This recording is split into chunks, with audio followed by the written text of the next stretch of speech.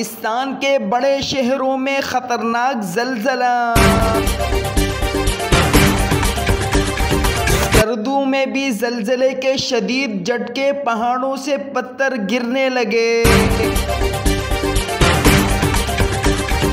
سڑکیں بلاک، مسافر پھنس گئے، صورتحال کشیدہ۔